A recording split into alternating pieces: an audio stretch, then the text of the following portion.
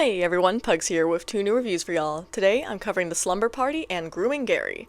So, definitely some episodes that no one really talks about, which means I don't have very much to say in this intro that wouldn't better fit with the actual review. So let me move on to the part where I say thank you to everyone watching, and now let's just get right into it. The original introduction I had for the review of the Slumber Party back when I covered it on the forum is outdated now. I talked about how a scene from that episode had recently started trending big time on Twitter. I mean, even at the time, the trend had already died, but now it's an entire year and a half later. But I still remember those few days. They were quite funny. Why I still persist on Twitter even though it is what it is now, I don't know. Well, actually I do, because I've been there for 6 years now and I'm not going to be run off by racists. Okay, none of this is relevant, let me move on. The Slumber Party hooks me in right away with its gorgeous opening shot.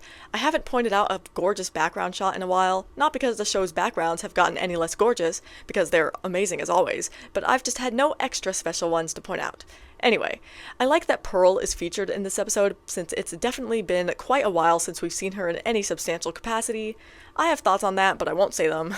The first scene between Pearl and Mr. Krabs is just alright, though I will say that the pizza joke was pretty funny, and then I really thought the Wall of Rules was just so funny in its sheer absurdity. It also reminds me of my own dad, in a way. And that is why, in my mind, Mr. Krabs is... Oh, actually, let me not say that right now. Anyway... At the end of this whole scene, I get a second gorgeous background, which is of course a win. When Pearl locks Mr. Krabs out of the house, I'm basically clapping because yeah, he kinda deserved that. Now, not that there's anything wrong or anything morally wrong with him being an overprotective dad, but it's that plus his cheapness that really warrants these extreme measures in my eyes. Mr. Krabs is forced to stay over with SpongeBob, and SpongeBob's excitement over having Mr. Krabs over for their own little slumber party is super cute, and it makes me think about how few times Mr. Krabs has gone to SpongeBob's house, and this makes sense because they technically only know each other in a work-related capacity, but also this is of course a cartoon and a sitcom, so we're moving beyond all kinds of workplace boundaries to where they're basically friends? Father and son? Both? Well, y'all know I'm all about the Mr. Krabs and SpongeBob father-son crumbs. Anyway... The movie the two watch is fine, I suppose. It's not exactly entertaining, and we don't cut to SpongeBob and Mr. Krabs' reactions enough, in my opinion. Oh, and I don't like the heteronormative agenda pushed in that movie and in this episode, but y'all already know that. And it's kind of funny that they watched this quote-unquote horror movie, because while I was looking something up about this episode, I found out that there's a movie called Slumber Party Massacre. That doesn't surprise me at all. Actually, there's two of them, and the one that came out in 2021 somehow has 100% on Rotten Tomatoes. I think most critics are annoying and wrong, but it's interesting how that happened. Maybe I need to tap in. Alright, putting that tangent aside, I loved the clear bit of irony with Mr. Krabs destroying all of SpongeBob's stuff. If only SpongeBob had more self-respect, because I'd kick Mr. Krabs the fuck out of my house the second he got near my TV. Don't touch my shit. And then we get the bit that I mentioned previously trended on Twitter, which is when a girl that seems to be SpongeBob in disguise knocks on Pearl's door. I think Twitter has helped me to find this scene even funnier than I already did. Poor girly teen girl. But also, who randomly shows up to some random slumber party? That whole bit with the pizza was absolutely hysterical too, especially when SpongeBob's cover is blown and Mr. Krabs leaves him in the dust. Like the previous episode, The Krabby Chronicle, poor SpongeBob is made to be the butt monkey as Mr. Krabs threatens him with firing. But that's fine, because I know that Mr. Krabs will eventually get his. It is only a matter of time. And as I wait, I'm at least treated to some fun slapstick. At this point, everyone should know not to leave SpongeBob with anything even remotely destructive, and it takes him basically 10 seconds to use Mr. Krabs' root beer to his advantage. And I love how he essentially becomes the zombie that's been referenced all episode. Like, that's a great callback. Even if it's basic writing convention, I'm still gonna praise it. Long story short, it's totally deserved to see both Mr. Krabs' root beer and his house get ruined. Out of context, that sounds pretty brutal, but I mean, this is a cartoon. Disproportionate but still effectively justified is the name of the game. And as for the very ending of this episode, it's great. Like I said, Mr. Krabs would get his, and his penance is that he's forced to pay for Pearl's new party. Should've just left them alone, Mr. Krabs. Should've just left them alone. There really isn't much else for me to say about the Slumber Party. I thought it was a rather enjoyable episode, and while I am disappointed that I didn't get the gratification of SpongeBob standing up to Mr. Krabs like I did during the last episode, I at least got some fun slapstick to make up for SpongeBob having to go along with Mr. Krabs' plans. And also, outside of some moments I already touched on, this episode wasn't particularly funny or anything, but it's still generally alright to watch. So it's a good fit for my good tier, where it comes in with a score of 7.5 out of 10. With Grooming Gary being a Gary-focused episode, clearly I should just go ahead and cancel this review and give this episode a 10 out of 10. This is what I'd say if the episode was actually good. See, Grooming Gary is especially disappointing because it's an episode focused on my favorite character, but it's not very good. That's very upsetting to my soul.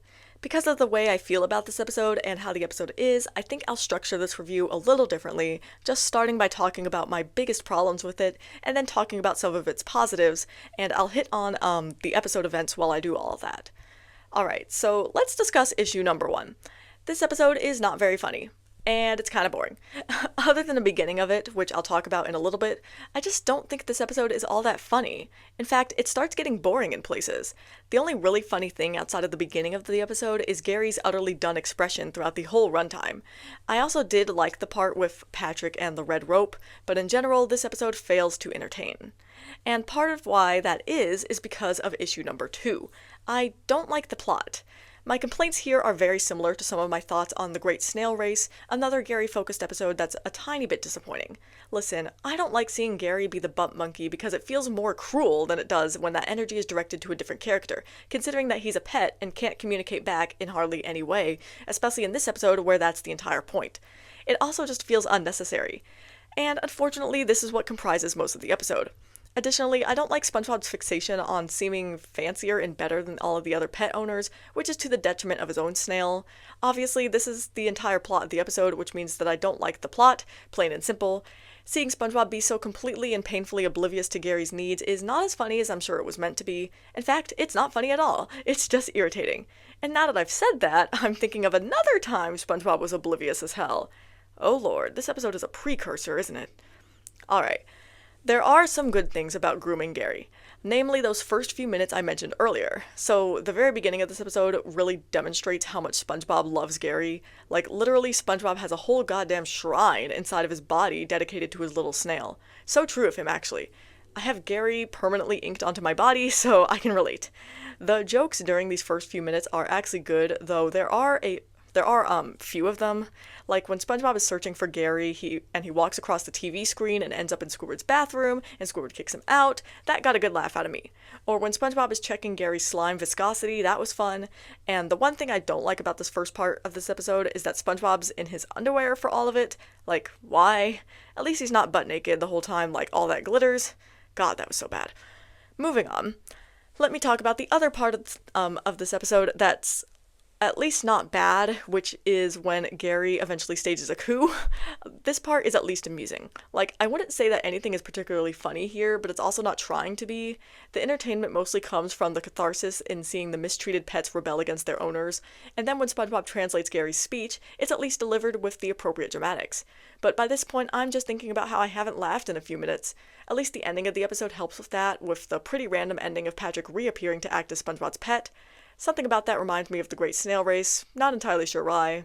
Maybe, or probably, because I'm already predisposed to remembering that episode, and Patrick plays a similar role of being the random comedy provider. All in all, Grooming Gary is quite sadly a disappointment, because I was really hoping to finally see a regular-length Gary episode that I truly adored, but this episode didn't deliver. I think out of the 4 or so Gary episodes that I've covered so far, this episode is the worst of them. And those episodes I'm counting are I Was a Teenage Gary, The Great Snail Race, Gary Takes a Bath, and now this episode. I could consider episodes like Once Bitten or even Fungus Among Us, but even if I do include them in this count, my point stands. The humor in this episode is far and few in between, and it's just boring with a few dashes of unpleasantness. That's why I think Grooming Gary fits best in my okay tier, where it comes in with a score of 6.2 out of 10. As always, I'll be ending this review with some closing thoughts of mine, though I actually didn't prepare any this time because I literally couldn't think of much, and I was hoping that as I recorded this script, things would just come to me, and I think something did. So, I mean, as you could tell, these reviews were very short, because I had so little to actually say about these two episodes, and part of that is because these two are very forgettable episodes for me. I mean, like, I really had to, like, be getting on the SpongeBob wiki to help bolster some of the things I was thinking of, because even though I feel like I rewatched at least Grooming Gary somewhat recently, I feel like I could barely remember anything. Probably because these are both just kind of middling episodes to me. I mean, I know I put the Slumber Party in good, but like it's still like kind of middling. And Grooming Gary, I mean, I just finished saying that that was kind of middling too. And yeah, there just isn't that much to say about either of them. I don't really rewatch them that much. I don't think of them that much. There's just not a lot of substance here. And that's kind of unfortunate because I feel like, they both have things going for them with the Slumber Party actually having Pearl for once and Grooming Gary, having my boy Gary. But unfortunately, the episodes don't capitalize on that potential. So that's why these reviews are short and why they're kind of more in the middle of my reviews or my ratings, I guess. Yeah. I feel like that's literally the only thing I can add. Like, I have no thoughts, I have no related tangents, I have nothing. Hopefully the next review will have more substance. I mean, I know what the next review is going to be, and I can tell you it definitely will have more substance, because it's a special. So you guys have that to look forward to. And yeah, I think I'll just go ahead and end things here, and I'll see you all in the next review.